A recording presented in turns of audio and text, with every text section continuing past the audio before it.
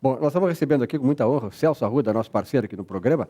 Celso, nós comentamos aí a questão, a Jéssica fez as reportagens, pequenas empresas, microempresas, e esse é uma grande questão brasileira, né? Porque as micro e pequenas empresas são as que mais empregam, aquelas que têm uma certa, digamos assim, uma extensão, uma capilaridade muito grande na sociedade, são importantíssimas para a estabilidade da economia, e elas sofrem também, né?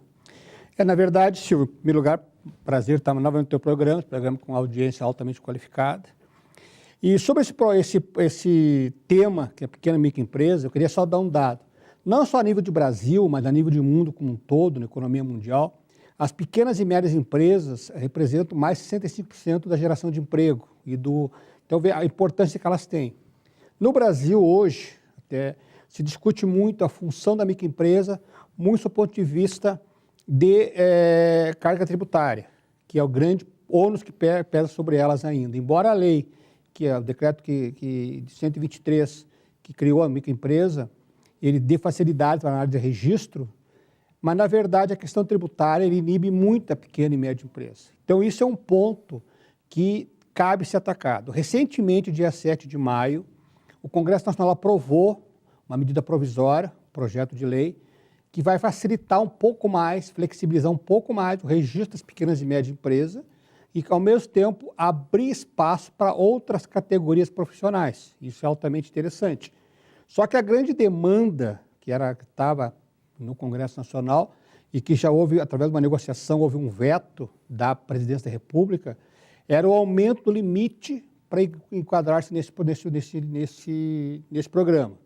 Porque hoje o limite está em 3.600.000 por ano de faturamento, máximo, teto, e o Congresso vem pleiteando, a economia como um todo, as classes empresariais, que esse limite passe para 4.800.000. Só que isso, infelizmente, os órgãos de arrecadação federal já disseram que não vão aprovar.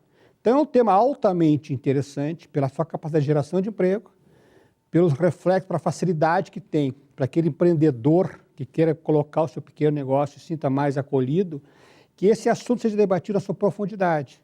E não só do ponto de vista tributário, mas do ponto de vista social, tu colocaste muito bem, como gerador de emprego, realização de sonhos, enfim, e ao encontro do empreendedorismo que cada um de nós temos. Então, essa questão tributária tem que ser olhada para que venha facilitar a pequena e média empresa. Até porque, né, Celso, nós sabemos que hoje o grande industrial, por exemplo, eu li a história de muitos grandes industriais brasileiros e fora do Brasil, John Rockefeller, enfim, esses grandes, digamos assim, ícones da indústria mundial e brasileira e gaúcha, né, eles começaram pequenos, quer dizer, então é preciso que se dê essa oportunidade, abra esse leque, para que a pessoa comece por ali e através dos seus sonhos, da sua, né, do seu empreendedorismo e tal, ela vá crescendo também. E é importante que essa abertura seja dada a todo mundo e o cara que vê assim, que realmente a coisa é muito difícil, ele acaba desistindo muitas vezes, né, Celso? Na verdade, tocaste num ponto fundamental. Todas as grandes empresas, elas iniciaram um pedido de fundo de quintal. A pessoa tinha ideia, lançou-se, desenvolveu o projeto, lançou-se ao mercado e a partir dali, à medida que foi captando o mercado, foi crescendo. Então, o incentivo à pequena e média empresa, ele tem que estar elencado na atividade empresarial brasileira. Nada contra as empresas grandes, pelo contrário, é possível, é necessário que as duas categorias convivam no mesmo ambiente econômico, macroeconômico e microeconômico. Tanto a nível de grandes empresas, grandes corporações que solidificam, mantêm a economia forte, como a pequena e média empresa. E o que existe hoje no Brasil, tanto a nível de lei federal como estadual, existe, parece aqui, uma asfixia para a pequena e média empresa. Aqui no Estado, permite estender um pouquinho mais, nós convivemos aqui com o chamado imposto de fronteira. O que é isso? É aquele imposto que as pequenas e médias empresas que estão no Simples Nacional pagam quando compram mercadoria de outros estados. São obrigados a pagar um diferencial de alíquota de CMS de 5%. Ora, isso onera as pequenas e médias empresas, porque aumenta o seu custo. O governo do estado vem dizendo que isso é para favorecer a grande indústria brasileira gaúcha. Só que eu entendo que quando um pequeno empresário vai comprar produtos fora daqui, porque não tem similar no estado, e é um preço menor, que as margens estão apertadas hoje. Então, esse imposto de fronteira, para dar um exemplo assim, como os governos encaram a pequena empresa, houve um projeto aprovado na Assembleia, que o governador nosso não sancionou, voltou para a Assembleia, foi promulgado pelo presidente da Assembleia, dentro da Constituição Estadual, E o governo do Estado, a Secretaria da Fazenda, continua cobrando isso. E vem ameaçando as pequenas e médias empresas que, se não pagarem esse diferencial de alíquota, elas ficarão inadimplentes e serão excluídas do programa do Simples. Então, isso é só um pequeno exemplo para ver como os governos encaram a pequena e média empresa. Uhum. Bom, qual é a tua expectativa em relação a esse mês que está começando agora, junho, Copa do Mundo, os negócios?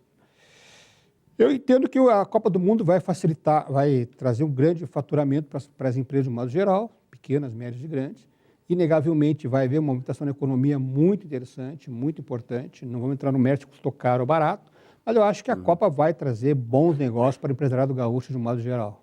Tá bom. Celso, obrigado pela tua presença aqui. Até o próximo programa, né? Eu acho importante que eu traga o Celso aqui, porque, na verdade, ele toca nesses assuntos que dizem respeito a você, que é empresário executivo, aquele que quer ser um dia empresário executivo, para ter exatamente, ver como é que as coisas estão e como podem ficar, né? Então, obrigado, Celso. Até uma próxima oportunidade. Bom, nos próximos 2 blocos, eu vou mostrar aqui aquele quadro que eu tenho muita honra, muito prazer em fazer, que é Personagens que Fazem a História, que conta a história de alguém que foi um empreendedor, que é um empreendedor e que faz e fará ainda muito pela sociedade do Rio Grande do Sul.